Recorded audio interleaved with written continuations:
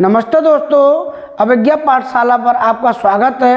बड़ा ही अच्छा लग रहा है कि आप मेरी मेहनत को सराह रहे हैं। आप मेरी वीडियो पर आकर कमेंट, लाइक, शेयर करते हैं, मुझे बहुत अच्छा लगता है ना। आपकी इस उत्साह से ही तो मेरा ये हौसला बढ़ता है कि मैं आगे कुछ करूं। चलिए दोस्तों, आज चलते हैं क्लास 9th का चैप्टर 2 लेकर भूगोल में। ठीक है, इससे पहले पहला चैप्टर मैं करा चुका हूं, उसको पढ़ लीजिएगा। उसके बाद आपको कभी भी इस चैप्टर में दिक्कत नहीं आएगी। जब तक आप जिएंगे तब तक इन चीज़ों को भूल नहीं पाएंगे। यकीन मानिए, मैं वर्षों की मेहनत आपको बड़ी आसानी से परोस के दे रहा हूँ। यकीन मानिए, आपको बहुत ही लाभ होने वाला है ना। ऐसा पढ़ाएंगे कि आप दूसरों को पढ़ा दें, है ना। ऐसे तरीके से सीखना है। अच्छा, हम कभी कभी वीडियो में है ना बार बार बोल जाते हैं ना, तो इस पर गौर मत कीजिए कि ये किसी अध्यापक की अपनी एक आदत होती है और वो छोड़ना बड़ा मुश्किल है ना। देखो, फिर बोल दिया। आइए, class 9th SST geography chapter 2 Bharat का भौतिक स्वरूप। भारत का भौतिक स्वरूप हम पहले बता चुके हैं कि भारत की भौगोलिक स्थिति कहाँ पर है। ठीक है, विश्व पटल पर, और कितना उसका अक्षांशीय विस्तार है, कितना देशांतरी विस्तार है, कौन कौन से देश उसकी सीमा से लगे हुए हैं और कहाँ कहाँ तक उसकी सीमा फैली हुई है। ये सारी चीज़ हम आपको पहले बता चुके हैं। आज बात करते हैं भारत का जो भौतिक स्वरूप है ना। अब भारत की बात करते हैं। पहले देख लिया भारत कहाँ पर है, कोई आदमी कहाँ खड़ा है, ठीक है। अब उसके पास जाके उसके बारे में सीख रहे हैं कि भाई कितना लंबा है, कितना तंगड़ा है, कितना पढ़ा लिखा है। ठीक है, आइए उसके संबंध में बात करते हैं। देखें, दिखाई दे रहा है आपको? आशा करता हूँ सारी चीज़ें दिखाई दे रही होंगी। वैसे कोई चीज़ छिपाई नहीं है। देखिए, विश्व में अलग अलग देश हैं और बहुत सारे देश हैं। 193 194 UNO द्वारा दर्ज है। हालांकि देशों की संख्या और ज़्यादा है। कहीं पर तो रेत ज़्यादा मिलता है किसी देश में, और कहीं पर आपको दिखाई देगा कि पानी पानी है, कहीं पर पर्वत पर्वत है, कहीं पर मैदानी मैदान है, कहीं पर द्वीप ही द्वीप है, अर्थात आइलैंड है। लेकिन भारत एक ऐसा देश है कि यहाँ पर सारी खूबियाँ देखने को मिलती हैं। विश्व के सभी देशों की खूबियाँ आपको हमारे भारत में देखने को मिल जाएंगी। आइए शुरुआत करते हैं। कैसे? आप यहाँ देखें कि देखिए, माउंटेन है हमारे यहाँ पर, हिमालय पर्वत है। ठीक है, किसी देश में पठारी पठार है, प्लेट्यू है, तो हमारे यहाँ पठार है। और किसी देश में मैदानी मैदान हो तो हम वहाँ से मैदान ले लिए। हमारे देश में मैदान नहीं पाएगा आपको। यहाँ देखिए, ये आपको दिखाई दे रहा है। ठीक है, कोस्टल प्लेन मतलब तटीय रेखा। दूसरा डेजर्ट देखेंगे, डेजर्ट को, तो ये है थार मरुस्थल पाएगा आपको। मरुस्थल थार का मरुस्थल है। ठीक है, मतलब जो स्थल भरा हुआ है, जहाँ पर पानी की कमतास अत्यधिक है, तो वहाँ पर इस क्षेत्र का बोलबाला ज़्यादा रहता है। मरुस्थल है। ठीक है, रेगिस्तान है। और हमारे यहाँ पर द्वीप भी हैं, आइलैंड भी हैं। ठीक है, तो इसका मतलब ये हुआ कि संसार के सभी देशों की खूबियाँ हमारे एक ही देश में हैं। आइए चलते हैं आगे। स्क्रीनशॉट लीजिएगा। ठीक है, दिक्कत नहीं आएगी आपको। इस तरीके से बनाएंगे चित्र। तो आप देखिए, बोल रहे हैं भारत का भौतिक स्वरूप। भूगोलवेत्ताओं का मानना है कि भारत जो भौतिक स्वरूप है, भारत का जो भौतिक स्वरूप है, वह विश्व में पाए जाने वाले समस्त प्रकार के भू आकृतियों का मिश्रण है। कह रहे हैं कि संसार में जितनी भी आकृति पाई जाती हैं, वो सारी आकृतियां हमारे देश में ही हैं। ठीक है, यहाँ पर पर्वत मिलेगा, मैदान मिलेंगे, मरुस्थल मिलेगा, पठार मिलेगा, द्वीप मिलेंगे, द्वीप समूह मिलेंगे। इस प्रकार की वो आकृतियाँ हमारे भारत में पाई जाती हैं। देखो, भारत में विभिन्न प्रकार के सेल पाए जाते हैं। भारत में विभिन्न प्रकार के सेल पाए जाते हैं, जो कुछ तो मुलायम होते हैं और कुछ कठोर होते हैं। भारत में विभिन्न प्रकार की मृदा पाई जाती है, मिट्टी पाई जाती है। ठीक है, जिनका विभाजन आकार तथा रंग के आधार पर किया जाता है। बहुत बड़े क्षेत्र में कोई मिट्टी पाई जा रही है तो उस क्षेत्र के नाम से मिट्टी का नाम रख देंगे, और कहीं पर किसी रंग की मिट्टी पाई जा रही है तो उस रंग के नाम से मिट्टी का नाम रख देंगे। इतनी सी बात है। ठीक है जी, समझ में आ रही बात आपको? इतना सही है। देखें दूसरा है मृदाओं का रंग, आकार, प्रकार उसकी जन्मदात्री सेल पर ही निर्भर करता है। अर्थात कहीं पर काली चट्टान है तो काली मिट्टी ज़्यादा पाई जाएगी, कहीं पर लाल मिट्टी है या लाल चट्टान है तो वहाँ पर लाल मिट्टी पाई जाएगी। इस तरीके से बातें हैं। निर्भर करता है कि उसका निर्माण किस सेल से हुआ है, किस सेल से हुआ है। ठीक है जी। यहाँ देखें तो देखो सारी आकृतियाँ पर्वत, पठार, मैदान, कोस्टल एरिया अर्थात तटीय मैदान और मरुस्थल और ये द्वीप है, आइलैंड। ठीक है, इनको मैंने लिख दिया है। आगे इसी को और समझाते हैं। देखिए लिखने के साथ साथ चित्र भी आपको देखेंगे। ये सारी चीज़ हम पढ़ चुके हैं। समस्त प्रकार की भू आकृतियाँ भारत में ही मिश्रित हैं। तो देखो यहाँ पर ये पर्वत है, ये क्या है, ये पर्वत है, ये पर्वत है पूरा, ये पर्वत मिलेगा आपको। ये वाला क्षेत्र जो है हरा हरा, यहाँ पर ये पर्वतीय एरिया है। दूसरा देखेंगे मैदान है, ये क्या है, नील नीला, ये मैदान है, उत्तरी विशाल मैदान। यहाँ पर देखेंगे ये मरुस्थल है। ठीक है, मरुस्थल मतलब यहाँ पर रेती रेत है, थार है। दक्षिण का पठार, ठीक है, और कोस्टल एरिया, ये कोस्टल एरिया है मतलब समुद्र के किनारे मैदान है। मैं आपको उधर इसलिए हट गया था कि आपको देख पाएँ कि क्या क्या चल रहा है उधर, है ना। चलें आगे देखें, स्क्रीनशॉट लेते रहिएगा, बेहतरीन तरह की तैयारी होगी आपकी। देखो ये सारी चीज़ें अब आपको यहाँ स्पष्ट दिखाई देंगी। ये जो आपको लाल लाल दिखाई दे रहा है ये सभी पर्वत एरिया है, ये सभी पर्वतीय एरिया है। देखो हिमालय पर्वत का ही जो विस्तार है पश्चिम से पूर्व इस तरीके से है और इसी का छोटा सा विस्तार बेटा हमारे अंडमान निकोबार में आता है ना, हमारे अंडमान निकोबार में आ जाता है। ठीक है, दिखाई दे रहा है आपको। तो ये लाल लाल जो हो रहा है ये आपका हिमालय पर्वत है। हिमालय पर्वत का ही एक हिस्सा यहाँ के डूब जाता है और फिर ये अंडमान निकोबार के रूप में निकल आता है। वहीं देखें जो आपको हरा हरा दिखाई दे रहा है, ये ग्रीन ग्रीन दिखाई दे रहा है, ये सभी क्या है, ये उत्तर भारत का मैदान है। वहीं देखें आपको येलो कलर का जो दिखाई दे रहा है, येलो कलर का जो दिखाई दे रहा है ये वाला, ये रेगिस्तान है। ठीक है, ये दक्षिण का पठार है बेटा, ये दक्षिण का पठार है पूरा इतना लंबा और इसी के साथ साथ एक कोस्टल एरिया है, ये कोस्टल एरिया है और ये लक्षद्वीप और अंडमान निकोबार ये द्वीप समूह है। ठीक है, यहाँ लिखा हुआ सब कुछ, उसको बस आप पढ़ते चलिए, स्क्रीनशॉट लेते चलिए।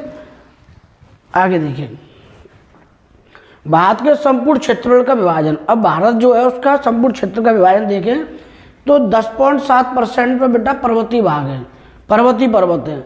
18.6 पहाड़ियाँ हैं और 27.7% पठारी क्षेत्र है और 43% मैदान है। ठीक है, मैदानी भाग है।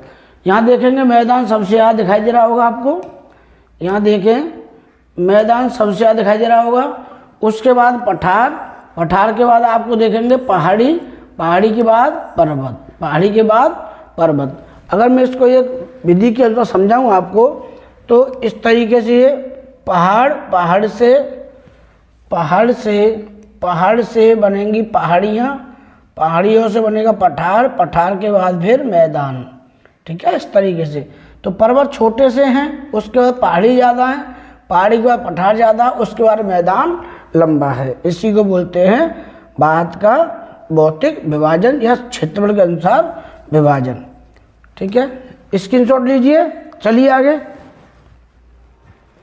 ये देखिए यहाँ पर देखें तो लाल लाल पर्वत आपको जो दिखाई दे रहा है ये कम है, तो ये कितना है 10.7%। ठीक है, 10.7%। अब आपको पहाड़ियाँ दिखाई दे रही होंगी, देखो ये पहाड़ियाँ हैं, ये यहाँ पर जो लाल लाल दिखाई दे रही है ये सब पहाड़ियाँ हैं। इनका विस्तार कितना है 18.6% और 27.7 कितना परसेंट पठारी भाग है। इससे जो छोटे छोटे नीचे दिख रहा है ये पूरा पठारी भाग है।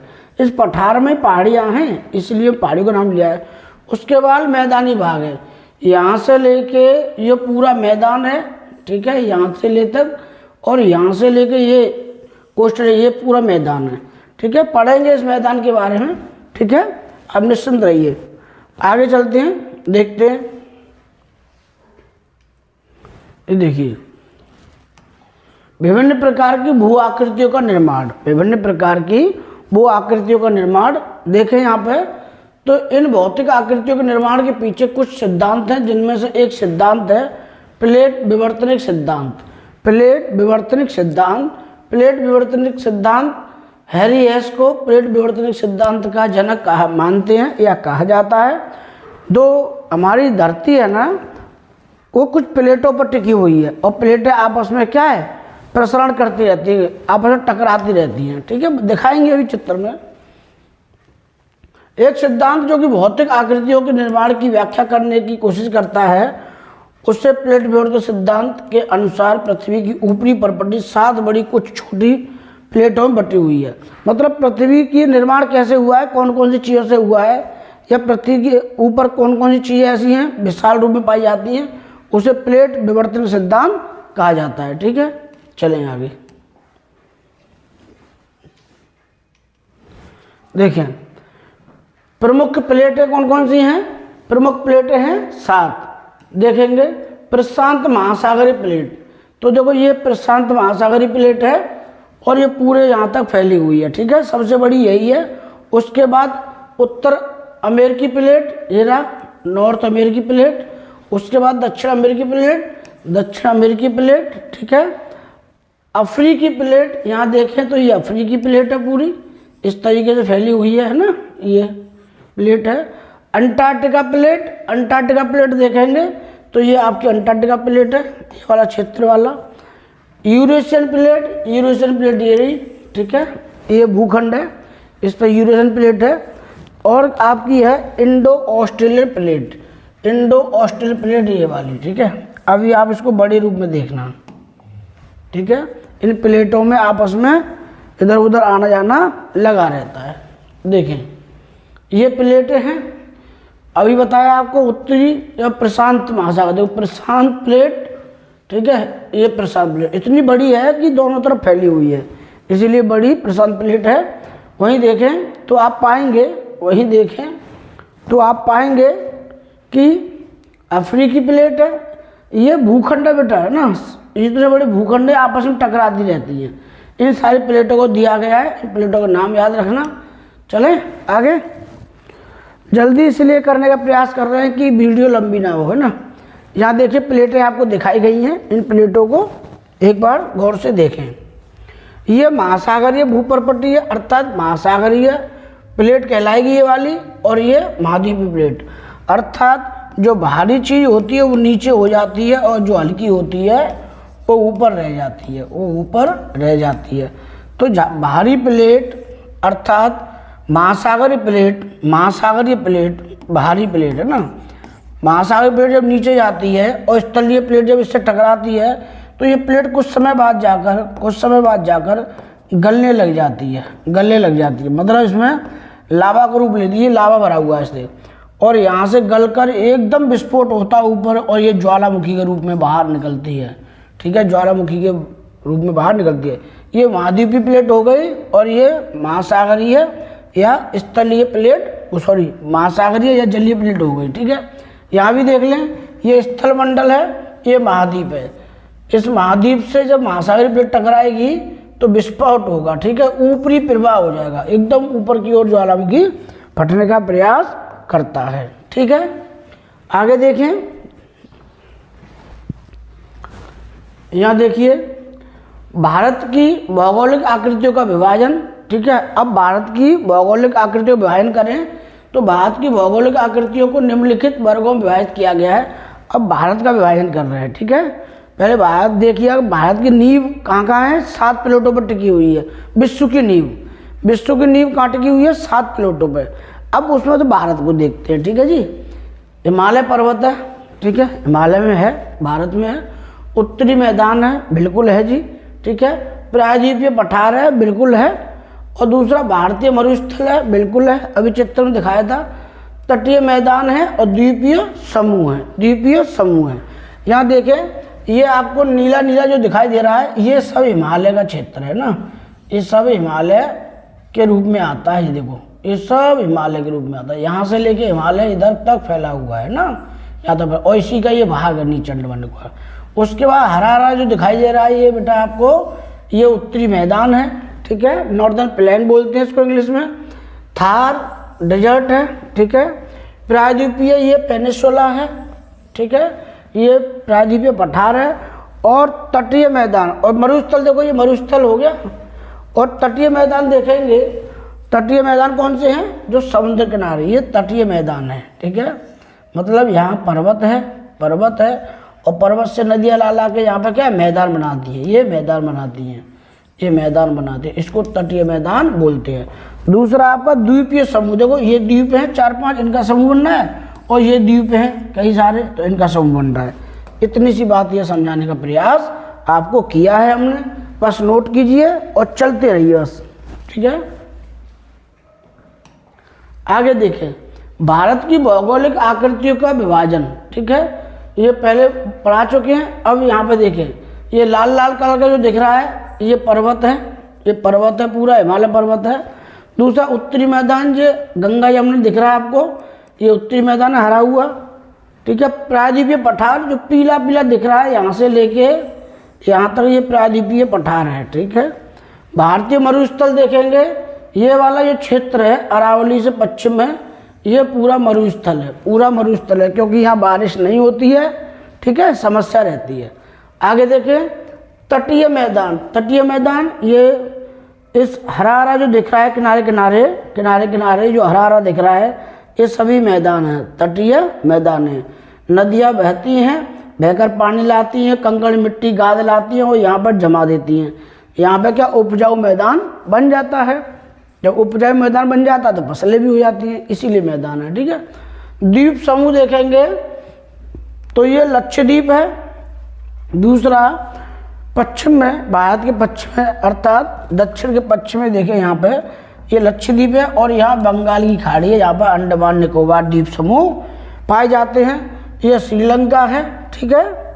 सारी चीज़ बड़े मज़े से पढ़ेंगे, एक भी चीज़ ऐसी नहीं होगी जो समझ में नहीं आएगी, ठीक है।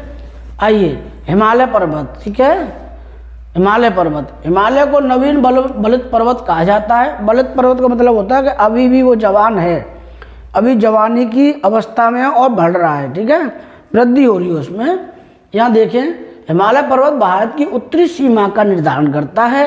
हिमालय पर्वत सिंधु नदी से लेकर ब्रह्मपुत्र नदी तक फैला हुआ है। कितनी बड़ी बात है कि सिंधु नदी यहाँ पर है, आप देखेंगे तो सिंधु नदी यहाँ से निकलती है, ऐसे निकलती है, बाहर आती है। तो सिंधु नदी से लेकर ब्रह्मपुत्र नदी तक, ठीक है, यहाँ से मानसरोवर झील के पास से निकलती है कौन सी, ब्रह्मपुत्र नदी, और फिर भारत में होके बंगाली खाड़ी में गिर जाती है, ठीक है। तो सिंधु नदी से लेकर ब्रह्मपुत्र नदी तक इसका विस्तार है हिमालय पर्वत का। हिमालय की लंबाई 2400 किलोमीटर है। अरे भाई कितना लंबा है, ठीक है, 2400 किलोमीटर है हिमालय की लंबाई, तथा चौड़ाई कश्मीर में 400 किलोमीटर है। अर्थात देखें, यहाँ पर चौड़ाई ज़्यादा है, यहाँ चौड़ाई ज़्यादा है, यहाँ देखेंगे तो बिल्कुल कम हो गई है ना, यहाँ कम हो गई है। तो चौड़ाई यहाँ 400 है, पश्चिम में चौड़ाई 400 है, लंबाई तो 2400 ही रहेगी, है ना। और पूरब में चौड़ाई कितनी हो जाती है, 150 हो जाती है। पूरब में चौड़ाई 150 हो जाती है। इसीलिए कई बार लोगों से हमने प्रश्न पूछा कि बताओ माउंटेन एवरेस्ट जो चोटी है वो कहाँ पर है, यहाँ पर है कि यहाँ पर है, तो लोग लपक के बोलते हैं ये ऊंचे पर तो यहीं होगी। ऐसा नहीं है, माउंटेन एवरेस्ट कहाँ पर है, यहाँ पर है। क्योंकि कोई चीज़ को जब हम दबा देंगे, चौड़ाई कम कर देंगे तो उसकी ऊंचाई बढ़ जाएगी, और चौड़ाई कर देंगे तो उसकी ऊंचाई घट जाएगी। यहाँ चौड़ा है तो ऊंचाई कम है, यहाँ चौड़ा कम है तो यहाँ ऊंचाई ज़्यादा है हिमालय पर्वत की, ठीक है।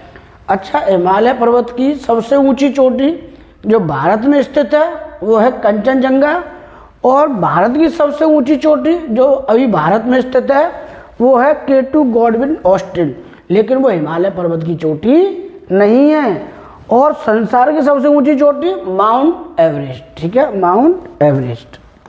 चलिए जी, देखिए आगे, देखो ये दिख रही है आपको माउंट एवरेस्ट, ये रही, ठीक है। बहुत लोगों का सपना होता है चढ़ने का, ठीक है। कुछ लोग तो अपनी टांग हाथ पर गवा बैठते हैं, अंग भंग कर लेते हैं। देखिए उत्तरी मैदान, उत्तरी मैदान, उत्तरी मैदान ने हिमालय पर्वत पढ़ लिया। उत्तरी मैदान 3 प्रमुख नदियां प्रणालियों से बना है, सिंधु, गंगा, ब्रह्मपुत्र, ठीक है। इन नदियों ने अपने खाद मलबा ला लाकर उसको मैदान में तब्दील कर दिया। पहाड़ों से लाती हैं और नीचे की ओर ढलान पर छोड़ देती हैं, तो मैदानों का निर्माण हुआ है। इनकी सहायक नदियों से बना है और इनकी सहायक नदियां हैं। मैदान जलोढ़ मृदा से बना है। लाखों वर्षों में हिमालय के गिरिपाद, गिरिपाद मतलब गिरी भी होता पर्वत और पाद भी होता पैर, हिमालय के पैरों में, ठीक है, में स्थित बहुत बड़े बेसिन द्रोणी में जलोढ़ों का बफा निक्षेप हुआ है, ठीक है, आए हैं, जिससे इस उपजाऊ मैदान का निर्माण हुआ है। इसका विस्तार 7 लाख वर्ग किलोमीटर है, ठीक है। भारत का क्षेत्रफल कितना है? 32,87,263 किलोमीटर। उसमें से 7 लाख किलोमीटर क्या है? मैदान है। क्या है? मैदान है। यह मैदान लगभग 2400 किलोमीटर, जैसे हिमालय पर्वत फैला हुआ है 2400 किलोमीटर लंबा, उतना ही लंबा मैदान है। यह 240 से 320 किलोमीटर चौड़ा भी है। कैसा है? चौड़ा भी है। 2400 किलोमीटर लंबा है और कितना? 240 से लेकर 320, 240 से लेकर 320 तक ये चौड़ा भी है, ठीक है, चौड़ा भी है। यह सघन जनसंख्या वाला भौगोलिक क्षेत्र है, ठीक है, भौगोलिक क्षेत्र है। समृद्ध आवरण, पर्याप्त पानी की उपलब्धता, अनुकूल, ये गलत लग गया, अनुकूल जलवायु के कारण कृषि की दृष्टि से भारत का अत्यधिक उपजाऊ क्षेत्र है। अब देखिए मैदान रहेगा, एक तो ले जाने में कोई चीज़ है उसकी सुविधा रहेगी, दूसरा पानी अच्छा मिल जाएगा, ठीक है, और फल फ्रूट जो भी खाद्य सामग्री है वो बड़ी सुलभता से प्राप्त हो जाती है। इसलिए मैदानों में जनसंख्या ज़्यादा पाई जाती है। जैसे उत्तर प्रदेश है तो उत्तर प्रदेश तो पूरा मैदानी क्षेत्र है, तो यहाँ पर जनसंख्या ज़्यादा बिहार में है, ठीक है। तो जहाँ मैदानी क्षेत्र होता है वहाँ जनसंख्या ज़्यादा पाई जाती है। कारण क्या है? खाने को पर्याप्त भोजन मिल जाता है, मेहनत करनी नहीं पड़ती, चलो खाया पिया और बढ़ाओ जनसंख्या, ठीक है, बढ़ाओ जनसंख्या। ये देखिए जो नॉर्दर्न प्लेन बता रहे हैं, लंबाई कितनी है यहाँ से लेके यहाँ तक, कितनी है? दिख रहा है आपको ब्लू कलर का, जैसे मैं इसको दिखा, यहाँ से लेके यहाँ तक कितनी लंबाई है? 2400 किलोमीटर, अर्थात हिमालय पर्वत के साथ चलता है। यहाँ लंबाई इसकी 240 है और यहाँ 320 के करीब हो जाती है, यहाँ 320 के करीब हो जाती है। इस तरीके से बताने का प्रयास किया है, ठीक है जी। तो देखो कितनी नदियाँ हैं, ठीक है। सिंधु नदी ये जा रही है, ये सिंधु नदी जा रही है आपकी, ये जा रही है, और यहीं से निकल रही है सांगपो नदी, जिसको चीन में सांगपो बोलते हैं, तिब्बत में, और वहाँ से निकल के फिर ये असम में जाती है। असम से सीधे होते हुए बंगाल की खाड़ी में गिर जाती है। ब्रह्मपुत्र नदी है, अर्थात ब्रह्मपुत्र नदी से लेकर सिंधु नदी से तक हिमालय पर्वत का विस्तार है, ठीक है। यह बहुत नदियाँ हैं, और झेलम, चिनाब, रावी, ब्यास, सतलज, ये सारी नदियाँ हैं जो कि सिंधु नदी तंत्र की नदियाँ हैं। सिंधु नदी तंत्र बेसिन में अपना जल गिराती हैं। वहीं गंगा नदी तंत्र की नदियाँ देखें, यहाँ से चालू हो जाती हैं, यमुना, चंबल, ठीक है, बेतवा, ये गंगा, सोन, ये सारी नदियाँ अपना पानी गिराती हैं। यहीं देखें यमुना जो है गंगा जी से कहाँ मिलती है? जाकर प्रयागराज में। कहाँ मिलती है? प्रयागराज में, ठीक है। एक इकलौती नदी है, यह केवल इकलौती नदी है कि हिमालय पर्वत से निकलती है और गंगा के दाएं तट से इसमें मिलती है, ठीक है। पहली नदी है और आखिरी नदी यही है, ठीक है, ठीक है। आगे देखें, गंगा नदी में फिर नदी मिलने वाली चंबल यमुना जी में मिल जाती है, कहाँ? इटावा के पास। बेतवा नदी जहाँ से ललितपुर होते हुए चित्रकूट तक जाती है, हमीरपुर से पास में होके ये मिल जाती है, और कानपुर से सीधी निकलकर फिर जमुना जी मिलती है, बेतवा नदी, फिर ये जमुना जी मिल जाती है किसमें? गंगा जी में। यहाँ देखा सोन नदी पटना में जाके गंगा जी से मिलती है। उधर से ऊपर से दाएं तरफ से नदी आती हैं, घाघरा नदी और गंडक नदी, इधर कोसी नदी, ये सभी गंगा मिलकर अपने पानी को बंगाली खाड़ी में गिराती हैं। अब गंगा को देखें तो यहाँ से निकलती हैं, ठीक है, यहाँ से निकलती हैं पटना, पटना से सीधा बिहार और इसे निकलते हुए सीधी पहुँच जाती है वेस्ट बंगाल में। वेस्ट बंगाल में जाके इस नदी की दो धारा हो जाती है, एक हो जाती है हुगली नदी और एक हो जाती है कौन सी, जो पद्मावती भागीरथी नदी बोल देते हैं इसको, ठीक है। आगे चलें, मैदान ऐसा होता है, देख लो आप प्लेन। आगे चलिए,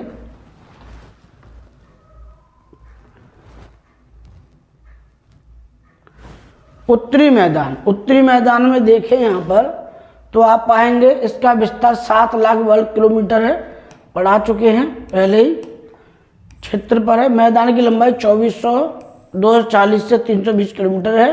यह मैदान भारत का सबसे अधिक जनसंख्या वाला भाग है। कृषि के लिए अनुकूल दशाओं के कारण यह क्षेत्र सर्वाधिक कृषि उत्पादकता वाला क्षेत्र है। इस कारण इसे भारत का अन्न भंडार भी कहते हैं, अन्न भंडार गृह भी कहते हैं। देखो जनसंख्या कितनी है, पैर रखने को जगह नहीं है, इंस्पेक्टर साहब छुपे हुए बैठे हैं ना, और कृषि भी अच्छी होती है, ठीक है, कृषि भी अच्छी होती है। आगे चलें, देखो उत्तरी मैदान, ठीक है, उत्तरी मैदान को देखें तो पाएंगे इसका विस्तार, उत्तरी मैदान का विभाजन, उत्तरी मैदान का विभाजन, यहाँ देखें उत्तर के मैदान को 3 भागों में विभाजित किया गया है। पहला गंगा का मैदान, गंगा के मैदान का विस्तार घग्गर तथा तिस्ता नदियों के बीच है। यह उत्तरी भारत के राज्यों हरियाणा, दिल्ली, उत्तर प्रदेश, बिहार, झारखंड के कुछ भाग, पश्चिम बंगाल में फैला है, ठीक है। उत्तरी मैदान जो है कहाँ से, पंजाब से लेके वेस्ट बंगाल तक फैला हुआ है। वहीं देखें पंजाब का मैदान, यह उत्तरी मैदान के पश्चिम में है, पश्चिम में भाग को पंजाब का मैदान कहा जाता है। सिंधु तथा इसकी सहायक नदियाँ द्वारा ये बनाए गए हैं। तीसरा मैदान है, इस मैदान का बहुत बड़ा भाग पाकिस्तान में स्थित है, किसका, पंजाब मैदान का, ठीक है। आगे चलें, ठीक है। प्रायद्वीपीय पठार, प्रायद्वीपीय पठार, प्रायद्वीपीय पठार एक मेज की आकृति वाला स्थल है जो पुराने क्रिस्टलीय आग्नेय तथा रूपांतरित शैलों से बना है। यह गोंडवाना भूमिट ने अपमा के कारण बना हुआ है तथा यही कारण है कि प्राचीनतम भूभाग का एक हिस्सा है। इस पठारी भाग में चौड़ी तथा चिछली घाटियाँ, गोलाकार पहाड़ियाँ हैं। इस पठार को 2 मुख्य भाग है, मध्य उच्च भूमि तथा दक्कन का पठार। नर्मदा नदी के उत्तर में प्रायद्वीपीय पठार का वह भाग जो कि मालवा के पठार के अधिकार भागों पर फैला है, उसे मध्य उच्च भूमि के नाम से जाना जाता है। विंध्य श्रृंखला दक्षिण में, सतपुड़ा श्रृंखला का उत्तर पश्चिम में अरावली से घिरी हुई है। पश्चिम में यह धीरे धीरे राजस्थान के बलुई तथा पथरीले मरुस्थल से मिल जाती है। इस क्षेत्र में बहने वाली नदियाँ चंबल, सिंध, बेतवा दक्षिण पश्चिम में उत्तर पूर्व की ओर बहती हैं। इतना हमने आपको पढ़ के सुनाया। अब देखिए आपको इसके बारे में बताते हैं। पहले देखें पठार होता क्या है, जमीन से उठा हुआ भाग लेकिन टेबल जैसा, कैसा, टेबल जैसा। देखो यहाँ पे कोई चोटी नहीं है, इसी को पठार कहते हैं। आगे देखें, इसको नोट कर लीजिएगा आप समझाने के लिए, और भी चीज़ हमारे पास। देखें इस पठार के 2 मुख्य भाग हैं, एक तो मध्य उच्च भूमि, ठीक है, मध्य उच्च भूमि, और एक दक्कन का पठार। मध्य उच्च भूमि देखें तो ये वाला क्षेत्र जो है ये आपका मध्य उच्च भूमि के अंतर्गत आता है, ठीक है, ये वाला क्षेत्र है। और दक्कन का पठार कौन सा है, ये दक्कन का पठार है, ठीक है, ये दक्कन का पठार है। देखो पठार कौन कौन से हैं, मालवा का पठार, बुंदेलखंड का पठार, बघेलखंड का पठार, छोटा नागपुर पठार, छत्तीसगढ़ प्लेट्यू, महाराष्ट्र पठार, तेलंगाना प्लेट्यू, ठीक है, कर्नाटका प्लेट्यू और मालनाड, ये सभी प्लेट्यू हैं। इनके बारे में आपको देखना है, ठीक है जी। आगे देखें, देखो कितना सुंदर दृश्य आएगा। भारतीय मरुस्थल अरावली पहाड़ी के पश्चिम में, अरावली पहाड़ी के पश्चिम पर थार, ठीक है, ये क्या लिखा हुआ है, थार। आजकल थार गाड़ी का बहुत क्रेज चल रहा है। थार, थार गाड़ी का मतलब ही यही है कि वो रेगिस्तान में चल सकती है, रेत में चल सकती है, तो वो कहीं भी चल सकती है ना। स्थित है। ये बालू के टिब्बों से ढका एक तरंगित मैदान है। इस क्षेत्र में प्रतिवर्ष 150 मिलीमीटर से भी कम वर्षा होती है।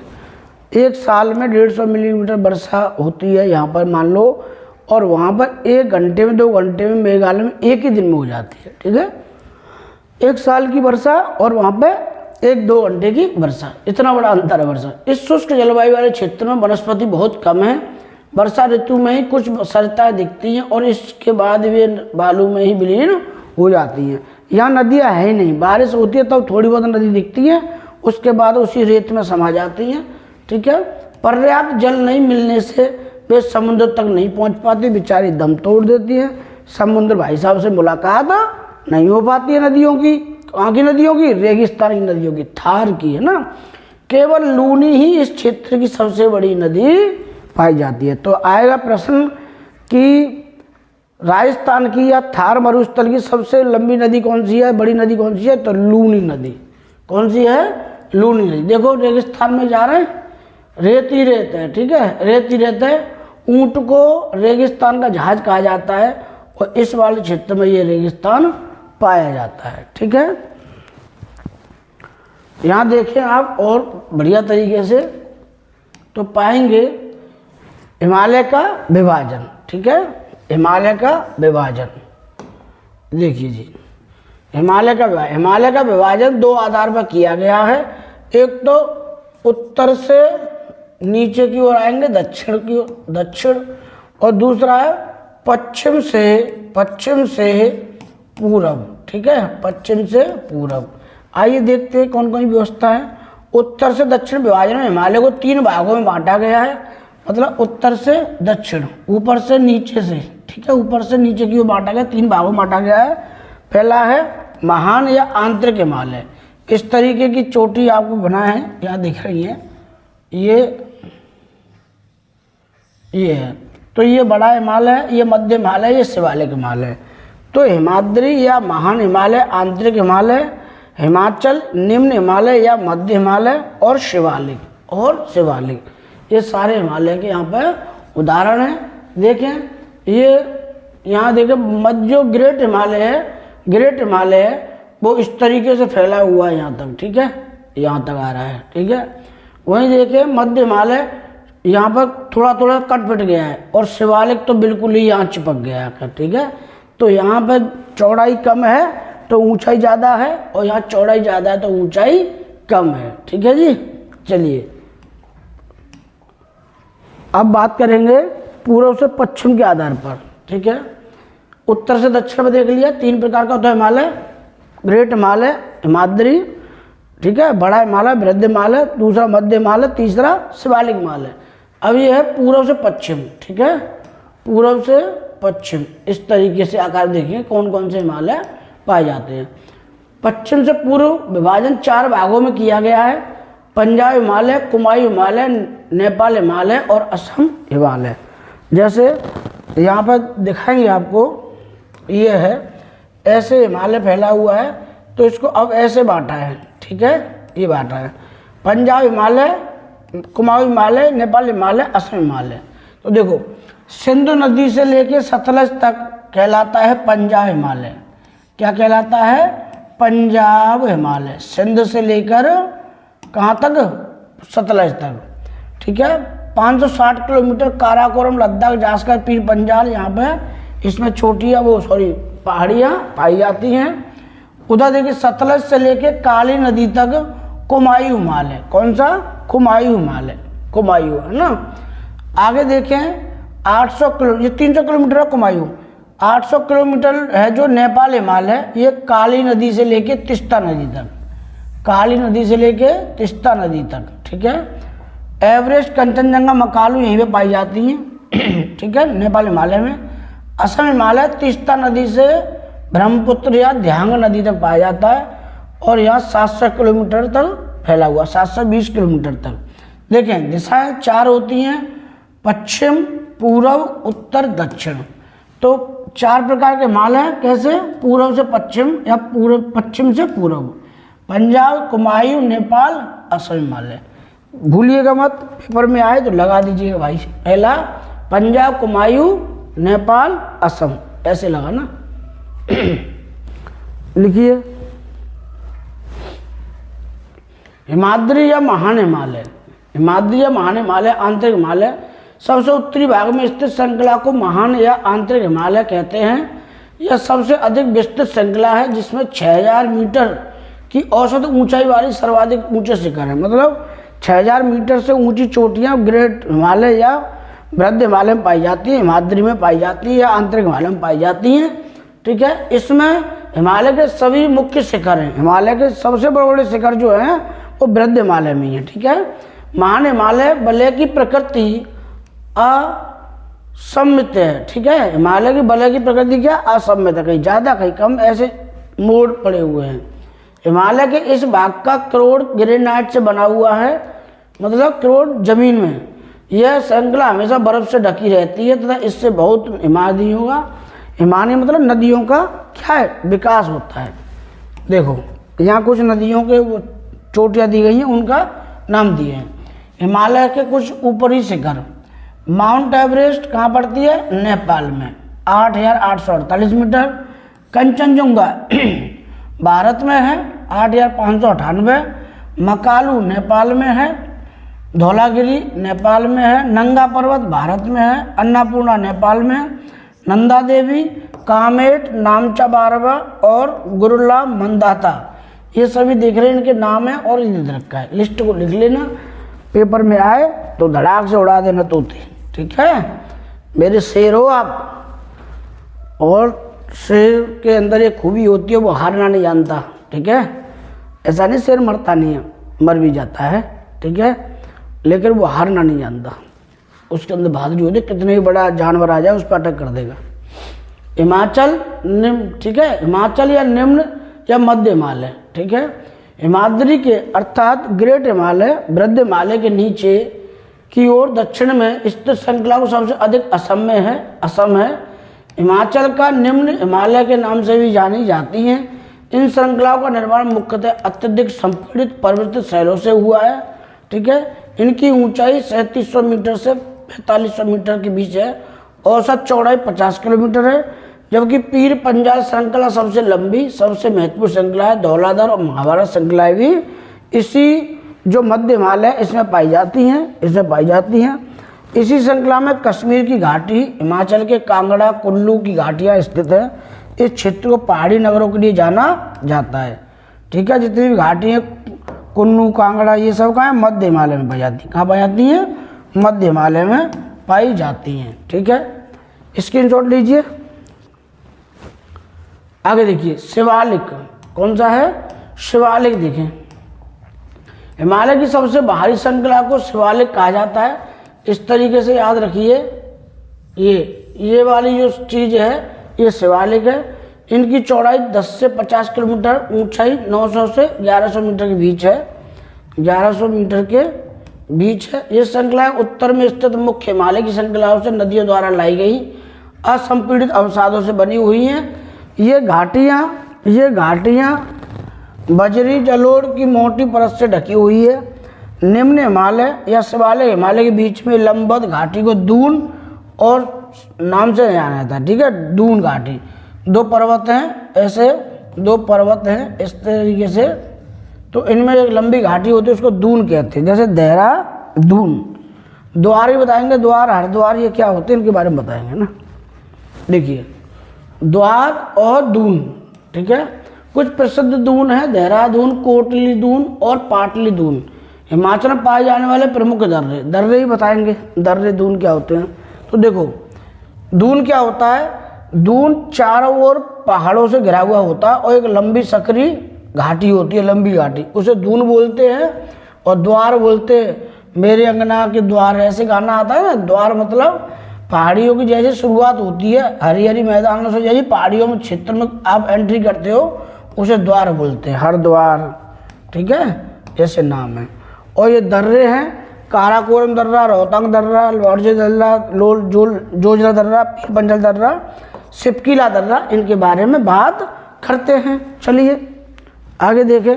देखो, दर्रे कैसे होते हैं, दर्रे ऐसे होते हैं। ठीक है, दर्रे कैसे होते हैं, ऐसे होते हैं। दो पहाड़ियों के बीच में सकरी जगह जहाँ से आवागमन आसान हो जाता है, ये सभी दर्रे हैं। ठीक है, चित्र में दिख रहे होंगे आपको, ये दर्रे हैं, ये सभी दर्रे हैं। ठीक है, दिख रहा है रास्ता ये वाला जाने के लिए। आइए आगे देखते हैं। यहाँ देखें, भारत के प्रमुख दर्रे और पासेज ऑफ इंडिया। पासेज, दर्रे को पास बोलते हैं। जम्मू कश्मीर में जोजिला, पीर पंचाल, काराकोरम दर्रा, बनियाल दर्रा, बुर्जिल दर्रा, ये सभी कहाँ पर है? जम्मू कश्मीर में। हिमाचल में 3 दर्रे हैं इम्पोर्टेंट, रोहतांग दर्रा, सिपकिला दर्रा, बाड़ा लाचा दर्रा। वहीं देखें उत्तराखंड में दर्रे नीति दर्रा, लिपुलेख और मानाला, ये सभी यहाँ के हैं। यहाँ देखें अरुणाचल प्रदेश में दर्रे हैं बोमडीला दर्रा, यांग्याप दर्रा, दिफू दर्रा। दूसरा आप देखें यहाँ पर नागालैंड है, मणिपुर में दर्रा है तुजू दर्रा। कौन सा दर्रा है? तुजू दर्रा। ठीक है, सिक्किम में जेलेपला और नाथुला, ये इसमें पाए जाते हैं सिक्किम में, जेलेपला और नाथुला। ठीक है, याद कर लीजिएगा। महाराष्ट्र में भी है कुछ, ठीक है, वो बताएंगे। पश्चिमी घाट पर्वत पर भी दर्रे पाए जाते हैं, देखते कौन कौन से हैं हम। ठीक है, पश्चिम से पूर्व विभाजन ये हमने बता दिया। ठीक है, इसमें कुछ नहीं है, पहले लिखा हुआ है वही चीज़ है इसमें। ठीक है जी, आगे देखें तो पाएंगे ब्रह्मपुत्र का मैदान। ब्रह्मपुत्र का मैदान इसके पश्चिम विशेषकर असम में स्थित है, क्योंकि जो नदी जाती है ऐसे बहकर ऐसे आती है, तो इस क्षेत्र में पाया जाता है, इस क्षेत्र में पाया जाता है असम, ये वाला क्षेत्र में। आकृति भिन्नता के आधार पर उत्तरी मैदानों का विभाजन। आकृति भिन्नता के आधार पर उत्तरी मैदान को 4 भागों में विभाजित किया गया है। पहला है भावर क्षेत्र, दूसरा है तराई, ठीक है, फिर उसके बाद खादर, बांगर और खादर। ठीक है, किसके आधार? आकृति भिन्नता के आधार पर, मतलब कहीं आकृति ऐसे ऐसे ऐसे ऐसे, फिर नदी में आप ऐसे ऐसे चले जा रहे हैं उस आकृति के आधार पर। तो पहला है भावर क्षेत्र। ठीक है, तो नदियां पर्वतों से नीचे उतरते समय शिवालिक की ढाल पर 8 से 16 किलोमीटर चौड़ी पट्टी में गुटका का निक्षेपण करते हैं। गुटका मतलब छोटे छोटे गुटरिया पत्थर होते हैं ना, गोल गोल जैसे होते हैं, बड़े बड़े ऐसे छोटे छोटे ऐसे पत्थरों का निर्माण कितना है? 8 से 16 किलोमीटर लंबे क्षेत्र फैले हुए हैं ना।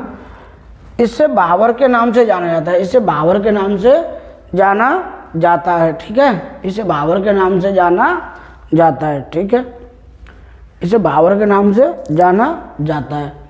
ठीक है, तराई इस पट्टी के दक्षिण में, मतलब भावर के दक्षिण में नदियां पुनः निकल आती हैं तथा दलदली क्षेत्र निर्माण करती हैं। देखो क्या होता है कि जैसे ये हिमालय पर्वत है, ठीक है, ये हिमालय पर्वत है, और इस तरीके से जैसे हिमालय से नदी निकली, पहाड़ियों में आई, और यहाँ पर तोड़ फोड़ के छोटे छोटे पत्थर लाती हैं, और नदियाँ यहाँ पत्थर इकट्ठा कर देती है, पत्थरों के नीचे बहती है नदी, मतलब ऊपर दिखाई नहीं देती नदी, है ना, तो उसको बोलते हैं भावर क्षेत्र। और जब आगे निकल जाती है नदी, आगे निकल जाती है, जब जैसे पानी पत्थरों से बाहर निकलता है धीरे धीरे करके, उसे बोलते हैं तराई का क्षेत्र, तराई का मैदान। ठीक है, तो देखो ये क्या है कि इस पट्टी के दक्षिण में सरताएं नदियाँ पुनः निकल आती हैं, नमता दलदली क्षेत्र का निर्माण करती हैं, इसे तराई कहा जाता है। इस क्षेत्र में भयंकर बीमारी पाई जाती है ना, गन्ने की फसल के लिए बहुत इंपॉर्टेंट रहता है। इस क्षेत्र में काफ़ी मच्छरों का उत्पादन होता है, तो आपको बीमार करने का प्रयास करते हैं। देखो यहाँ दिखाया गया है, हमने प्रयास किया आपको बताने का। देखो बांगर और भावर और इनकी अंतर क्या है। देखो बांगर मिट्टी का कम उपजाऊ, पहले तो ये समझें कि ये पर्वत है, ये पर्वत है, ये पर्वत है, पर्वतों से नदी आई और छोटे छोटे पत्थरों में छोटे छोटे पत्थर तोड़ के लाए, तो नदियाँ इसके नीचे बह रही है, ऊपर नहीं नीचे बह रही है, तो इस क्षेत्र को बोलते हैं भावर क्षेत्र, भावर। और भावर क्षेत्र से जैसे ही नदियाँ बाहर आती हैं, ठीक है, बाहर बहने लगती है, उसे बोलते हैं तराई का क्षेत्र। और जैसे नदी, ठीक है, बाहर निकल के जब अपने मैदान बहती है, तो वहाँ पर कभी कभी क्या है, जहाँ बह रही है और बहते बहते बहुत सारी मिट्टी गाद किनारों पे करती जाती है, तो बहुत दिनों तक जो किनारों मिट्टी रह जाती है उसको बोलते हैं बांगर। और जो अभी ताज़ा ताज़ा नदी किनारे जो कट रही है या मिट्टी छोड़ रही है उसे बोलते हैं खादर।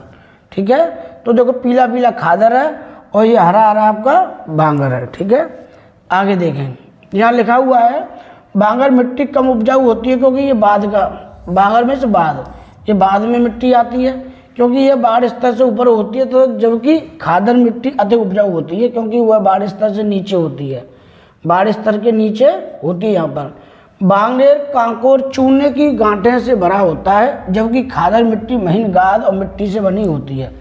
बांगर में कंकड़ पाए जाएंगे आपको, लेकिन खादर में कंकड़ नहीं पाए, तो वहाँ पर छोटी छोटी बड़ी महीन मिट्टी होती है ना। ये देखें, आगे चलें, देखो देख के दिल खुश हो रहा होगा आपका। इसी को बोलते हैं भावर क्षेत्र, है ना। ये पत्थर है छोटे छोटे, इसकी बहुत कितना 16 किलोमीटर, 8 से 16 किलोमीटर क्षेत्र फैले हुए हैं और इसमें नदी अंदर बह रही है, पानी नीचे बह रहा है पत्थरों के, आदमी जा रहा है लेकिन नदी बह रही है ना। और जब नदी बाहर निकलती है तो यही कहलाता है तराई का क्षेत्र। ठीक है, यही कहलाता है तराई का क्षेत्र कहलाता है। आगे देखें, बांगर, बांगर आ गया।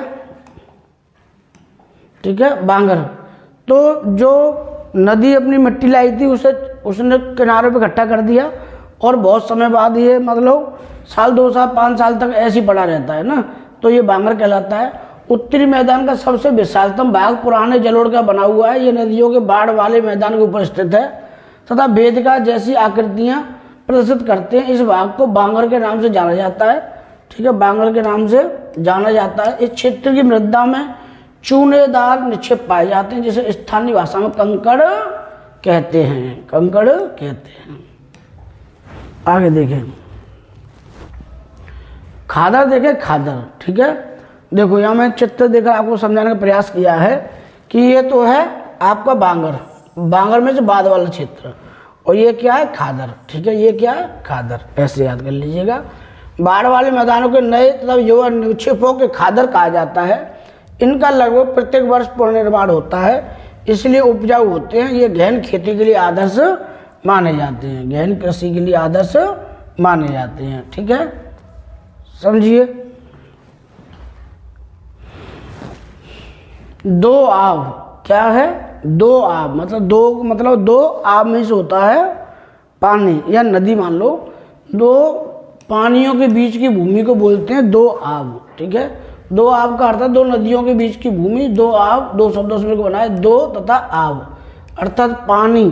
ठीक है, और मध्य उच्च भूमि नर्मदा नदी के उत्तर में प्रायद्वीपीय पठार का भाग जो कि मालवा के पठार के अधिकतर भागों पर फैला है उसे मध्य उच्च भूमि के नाम से जाना जाता है। विंध्य श्रृंखला में सतपुड़ा श्रृंखला उत्तर पश्चिम में अरावली से घिरी है। पश्चिम में यह धीरे धीरे राजस्थान के बलुई और पथरीले स्थलों से मिल जाती है। ठीक है, इतना लिख लीजिएगा, समझाएंगे तो लंबी वीडियो हो जाएगी बहुत, खाली आपको उत्तर लिख के आना है ना। दो आप देखिए, दो आप दिखाने का प्रयास किया है। ये दो नदी हैं, ये दो नदी बह रही हैं। इन दो नदियों के बीच का, ये दो नदियों के बीच का जो क्षेत्र है देखिए आप, इसी को दो आप बोलते हैं। नदी के पास वाला क्षेत्र खादर और बाद वाला क्षेत्र बांगर होता है। यहाँ देखें, ठीक है, ये भूमि है और एक नदी इधर से आ रही है और एक नदी इधर से आ रही है ना, या फिर जा रही है, तो बीच वाला क्षेत्र क्या कहलाएगा, दो आव कहलाएगा। बात समझ में आ रही है जी। आगे चलें, मध्य उच्च भूमि। ठीक है, मध्य उच्च भूमि ये बता चुके हैं, पठारी भाग ये बता चुके हैं आपको, कुछ नहीं है इसमें। आगे चलें, दक्कन ट्रैप देखें। दक्कन ट्रैप, दक्कन ट्रैप किसे बोलते हैं, प्रायद्वीपीय पठार, प्रायद्वीपीय पठार का वह क्षेत्र जहाँ काली मृदा पाई जाती है, काली मृदा पाई जाती है, दक्कन ट्रैप में कहलाता है। डेल्टा, नदी के सागर में मिलने से पहले उसके प्रवाह में हल्का सा अवरोध आने पर मलबे का निक्षेपण होने लगता है। इसे अवसाद जमा होकर त्रिभुजा का रूप ले लेता है, जिसे डेल्टा कहते हैं। देखो ये डेल्टा है, ठीक है, नदी आई, अब इतनी ताकत नहीं बची है कि इस मलबे को और आगे ले जाए, वही यहीं छोड़ देती है, तो ये डेल्टा कहलाता है, ये डेल्टा कहलाता है। ठीक है, आगे बताएंगे, लिख लीजिए। तटीय मैदान देखें, तटीय मैदान यहाँ पर, तटीय दक्कन ट्रैप ये रहा, ये आपका दक्कन ट्रैप है, लाल लाल जो दिख रहा है। डेल्टा आपको ये दिखा दिया। तटीय मैदान प्रायद्वीप पठार के किनारों संकीर्ण तटीय मैदान का विस्तार है, मतलब किनारे किनारे पे मैदान है, किनारे किनारे पे मैदान है। उन मैदानों को देखें आप कौन कौन से मैदान हैं।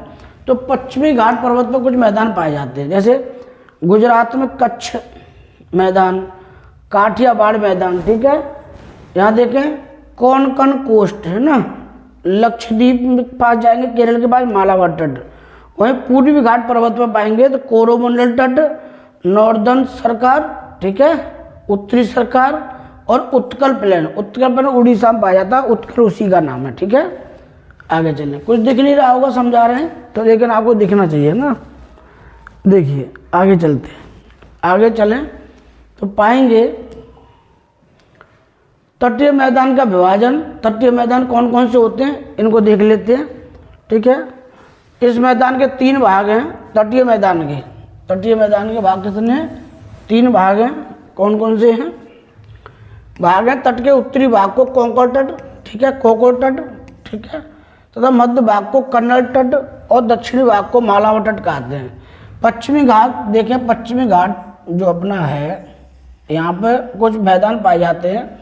गुजरात में कच्छ, ठीक है, कच्छ, रन ऑफ कच्छ, यहीं पाकिस्तान और भारत का क्या विवाद है। काठियावाड़ कच्छ, उसके बाद देखेंगे कोंकण कोस्ट, ठीक है जी। नीचे केरल के पास मालाबार तट है, मालाबार मैदान बोलते हैं इसको, ठीक है। यहीं के वेवनाथ झील पाई जाती है, वेवनाथ झील। और पूर्वी घाट पर कोरोमंडल तट, ठीक है, कोस्टल पायान घाट बोलते हैं। यहाँ पर दूसरा है आंध्रा कोस्ट, नॉर्दर्न सरकार, उत्तरी सरकार और उत्कल कोस्ट। चिल्का लेक उड़ीसा में पाई जाती है, पुलकट लेक तमिलनाडु आंध्र प्रदेश की सीमा बनी हुई है। ये सारी चीज़ें आपको दिखाई दे रही होंगी, ठीक है। मैंने सब कुछ लिख दिया है, आप उसे पढ़ लीजिएगा। यहाँ देखिए द्वीप समूह, भारत के 2 द्वीप समूह हैं। भारत के 2 द्वीप समूह, मतलब द्वीप बहुत सारे समूह, द्वीपों का एक समूह है, 2 जगह पर पाया जाता है। कौन कौन से? एक तो अरब सागर में, इस वाले क्षेत्र में, ठीक है। जैसे मैं आपको भारत का एक मैप बनाऊं, जैसे यहाँ पर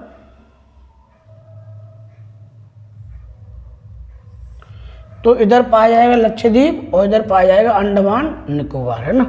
तो ये है अरब सागर, मतलब इधर अरब सागर है, अरब सागर है, और अरब सागर में कुछ द्वीप हैं, उन्हें देखते हैं कौन कौन द्वीप है अरब सागर में। द्वीपों का समूह छोटे प्रवाल द्वीपों से बना है। पहले इनको लक्षद्वीप, मीनकाय या मणिकाय या एमिन द्वीप के नाम से जाना जाता था। 1973 में इनका नाम लक्षद्वीप रख दिया गया, ठीक है। 1973 में इनका नाम लक्षद्वीप रख दिया गया। इसमें 32 वर्ग किलोमीटर छोटे छोटे क्षेत्र फैले हैं। कावारत्ती द्वीप लक्षद्वीप का प्रशासनिक मुख्यालय है, अर्थात लक्षद्वीप की राजधानी क्या है? कावारत्ती। इस द्वीप समूह पर पादप जंतु बहुत से प्रकार के पाए जाते हैं। पिटली द्वीप, यहाँ मनुष्यों का निवास नहीं है, वहाँ एक पक्षी अभयारण्य है पिटली द्वीप, ठीक है जी। कहाँ पर है? लक्षद्वीप में। आइए देखते हैं, जैसे कितने द्वीप हैं, देखो लगभग 36 बताए जाते हैं जो भी हैं। तो कोकिन द्वीप, ठीक है, काल्पनिक द्वीप, चेरिया द्वीप, और सबसे बड़ा द्वीप है लक्षद्वीप का एड्रोथ, ये सबसे बड़ा द्वीप है ना। ये सारे द्वीप दे रखे। कावारत्ती यहाँ की राजधानी है। आगे देखें बंगाली खाड़ी के द्वीप, ये मैंने आपको ऐसे ही लगा दिया है समझाने के लिए, ठीक है। मैं समझाऊंगा, हो सकता है आपको दिखे ना, लेकिन बता दूंगा आपको। बंगाली खाड़ी के द्वीप, जैसे अभी हम बता रहे थे कि ये वाला क्षेत्र है, तो यहाँ बंगाल की खाड़ी पाई जाती है। बंगाल की खाड़ी और बंगाल की खाड़ी में कुछ द्वीप समूह हैं, उन्हें देखते हैं। यह द्वीप समूह आकार में बड़ी संख्या में बहुल और बिखरे हुए हैं, मतलब बहुत बिखरे हुए हैं। यह द्वीप समूह मुख्यतः 2 भागों में बांटा गया, उत्तर में अंडमान और नीचे निकोबार, ठीक है, निकोबार। यह माना जाता है कि द्वीप समूह निम्नलिखित पर्वत श्रेणियों से बिखराव से बना हुआ है। द्वीप समूह देश की सुरक्षा के लिए बहुत महत्वपूर्ण है। इन द्वीपों में पाए जाने वाले पादप जंतुओं बहुत अधिक विविधता है, ठीक है। ये द्वीप विषुवत वृत्त के समीप स्थित है। यहाँ की जलवायु विषुवत तथा उसे घने जंगलों से आच्छादित है। अर्थात कहने का ये है कि यहाँ पर जो अंडमान निकोबार द्वीप है ये भूमध्य रेखा के पास है ना, इसलिए यहाँ पर क्या सदाबहार वन जैसी विविधताएं पाई जाती हैं। देखिए आप कौन कौन सी विविधता है। ठीक है, ये मान लो हमारा बंगाली खाड़ी वाला तट है दक्षिण भारत का। यहाँ से आप आगे चलेंगे तो इसको अंडमान निकोबार के 2 भागों में बांटा है। कौन कौन से भागों में? 2 भागों में बांटा है। एक है आपका अंडमान और दूसरा है निकोबार। ये अंडमान हो गया और ये हो गया निकोबार। ठीक है जी, ये निकोबार हो गया, दिख रहा होगा आपको, आशा करता हूँ। ठीक है, तो यहाँ पे कोको द्वीप है जो कि म्यांमार को भारत से अलग करता है और इसके पड़ोसी हैं। ठीक है, यहाँ पर देखें अंडमान की सबसे उत्तरी सैंडल पीक, सैंडल द्वीप यहीं पर है। अंडमान को 3-4 भागों में बांटा गया है। देखेंगे कौन सा? 4 भागों में बांटा गया है। सबसे उत्तरी अंडमान, ठीक है, यहाँ पर देखेंगे सैंडल द्वीप पाया जाता है। उसके बाद देखेंगे यहाँ पे मध्य अंडमान, ठीक है, फिर ये दक्षिण अंडमान और लिटिल अंडमान, ठीक है। उत्तरी अंडमान पर ही सैंडल पीक इस अंडमान निकोबार की सबसे ऊंची चोटी है, सबसे ऊंची चोटी है। किस पर? उत्तरी अंडमान पे सर्वोच्च चोटी है। मध्य अंडमान और दक्षिण अंडमान और लघु अंडमान, यहाँ देखेंगे जो पोर्ट ब्लेयर राजधानी है वो कहाँ पर है? आपकी दक्षिण अंडमान में। ठीक है, आगे देखें लघु निकोबार और कार निकोबार के बीच में एक चैनल है, इसका नाम है 10 डिग्री चैनल। लघु निकोबार, कभी कोई पूछ लेता है अंडमान और निकोबार के बीच कौन चैनल है? 10 डिग्री चैनल। लेकिन कभी ज़्यादा बड़े प्रश्न पूछता है तो लघु अंडमान और कार निकोबार, कौन सा है? कार निकोबार के बीच कौन सा चैनल है? तो आप बताओगे 10 डिग्री चैनल पाया जाता है। ठीक है, अब कार निकोबार के बीच है लघु निकोबार, उसके बाद निकोबार। ठीक है, यहाँ पर एक पॉइंट है कि 6 डिग्री 6 डिग्री 4 मिनट पर भारत का सबसे दक्षिणतम जो विस्तार था ये था, लेकिन 2004 में आई सुनामी ने उसको डुबा दिया। अब 8 डिग्री 4 मिनट से ही माना जाता है, कुछ प्रश्न है उनको कर लीजिए। ठीक है, प्रवाल देखिए, प्रवाल द्वीप है ना। प्रवाल पॉलीपस कम समय तक जीवित रहने वाले सूक्ष्म प्राणी जो कि समूह में रहते हैं। इनका विकास छिछले गर्म जल में होता है। इन्हें कैल्शियम कार्बोनेट का स्राव होता है। ये बहुत मजबूत हो जाते हैं कैल्शियम कार्बोनेट की वजह से। कभी कभी तो बहुत लंबी ये श्रृंखला बना लेते हैं। ठीक है, आगे देखें, इतना सुंदर दुनिया समुद्र की। ये प्रमुखतः 3 प्रकार के होते हैं: प्रवाल रोधिका, तटीय प्रवाल वित्ती तथा प्रवाल बलय। द्वीप ऑस्ट्रेलिया का ग्रेट बैरियर रीफ प्रवाल रोधिका का अच्छा उदाहरण है। प्रवाल बलय द्वीप को गोलाकार या हॉर्सशू आकार के वाले रोधिका होते हैं। प्रवाल द्वीप की सबसे बड़ी प्रवाल वित्ती जो दीवार है वो ऑस्ट्रेलिया में पाई जाती है। यहाँ देखें आप, ये प्रश्न है, इन प्रश्नों को आप कर लीजिए। मैं आपको क्या बताऊंगा इसमें से निम्नलिखित विकल्पों से सही उत्तर चुनिए। एक स्थलीय भाग जो 3 ओर पानी से घिरा हो उसे क्या बोलते हैं? प्रायद्वीप बोलते हैं। क्या बोलते हैं? प्रायद्वीप बोलते हैं। हमने बताया था कि एक छोटा भूखंड पृथ्वी का जिसके चारों ओर पानी हो, उसे द्वीप बोलेंगे। एक ऐसा भूखंड, बड़ा भूखंड जो पृथ्वी के, जो कि समुद्र से घिरा हो चारों ओर से, उसे महाद्वीप बोलेंगे। और एक ऐसा भूखंड, ठीक है, जिसके 3 ओर पानी हो और एक तरफ स्थल हो, उसे प्रायद्वीप बोलते हैं। ठीक है, उत्तर प्रायद्वीप है। हमने वैसे उत्तर लिख दिए हैं, अब कर लो भाई, करा दे रहे हैं, समय नहीं रहेगा। ठीक है, ये लिखा हुआ है, आगे देखें, ये लिखा हुआ है, इसको देखें, नीचे उत्तर दे रखे हैं सबके, कर लो, ये सभी उत्तर दे रखे हैं। रोक कर आप पढ़ सकते हो। सारे प्रश्नों के उत्तर हमने लिख दिए हैं। देखो, ये देखो, सारे प्रश्नों के उत्तर आपको दिखाई दे रहे होंगे। करते जाइए, आपको जितना हो सके उतने प्रश्न उत्तर कर लीजिए। सब लिख दिया है, छोड़ा कुछ नहीं है। आइए अंत में है, थैंक यू फॉर वॉचिंग मेरे प्यारे साथियों, मेरे प्यारे छात्रों। अगर आपको मेरी मेहनत सफल हो नज़र आ रही है, अगर आपको मेरी बातें अच्छी लगती हैं, मेरा पढ़ाई अच्छा लगता है, तो प्लीज़ मेरे चैनल को लाइक सब्सक्राइब कीजिए और लोगों तक, ज़रूरतमंद लोगों तक पहुंचाइए। अगर वक्त ने साथ दिया, कुछ हमें इस तकनीकी दुनिया से कुछ भी हासिल हुआ, तो सब कुर्बान रहेगा अपने पूरे समाज पर, ठीक है, अपने पूरे नागरिकों पर। बस अपन को तो क्या है, 2 रोटी खानी है, वो कैसे भी खा सकते हैं। हमें ना ज़्यादा दिखावे का शौक़ है और ना ही दिखावा करते हैं। सिंपल व्यक्ति हैं, जैसा मिल जाता उतना खा लेते हैं, जहाँ मिल जाता वहाँ खा लेते हैं। कोई अपनी कोई फरमाइश नहीं, बड़े शांत प्रिय स्वभाव से रहते हैं, इसीलिए शाम को नींद बड़ी चैन से आती है। चलिए दोस्तों, इन्हीं शब्दों के साथ मैं आपसे विदा लेना चाहूँगा। जय हिंद, जय भारत।